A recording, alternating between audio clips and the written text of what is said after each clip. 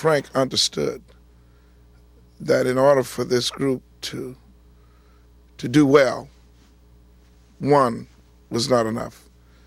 And so he surrounded himself with who he thought, and now we know, some great individuals who assisted him in making this Mississippi Mass dream come true. When we here at Malaco first started dealing with quartet gospel, would have been in 1975 when we signed the Jackson Southern Airs. In that group, one of the lead singers, Frank Williams, later joined our company full-time as head of our gospel department. But Frank, as a member of the Jackson Southern Airs, was so well known in the gospel world at that time that he was responsible for bringing quite a few of the gospel groups to our label that eventually wound up here. He was a very talented singer, musician, songwriter, producer, and just a great all-around ambassador for our company. The whole meeting was about the Lord, and just kind of the songs became an afterthought. And I was so impressed with that, to see that this brother was not only just singing about it, but this was really a part of his everyday life.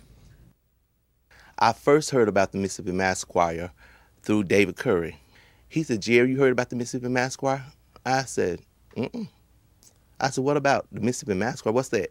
He said, "What, Frank Williams? You know Frank Williams?" I said, "Yeah, I know Frank Williams with the Jackson Southern Airs, and he works at Malaco."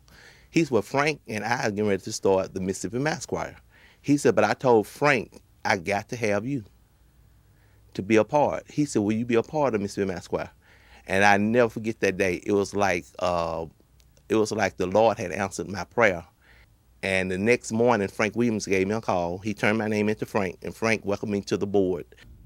When Brother Frank got ready to do the Mississippi Mass, he told me, he said, "Now, Rev," he said, "we're getting ready to do something."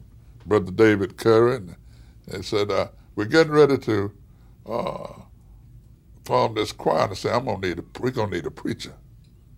I said, "But you're gonna have to let me do it the way the Lord showed me how to do my part." He said, "No problem." Most people know Frank Williams as the singer, the great Frank Williams, but he really was an humble man, a man who was just so giving and so loving, so patient with us.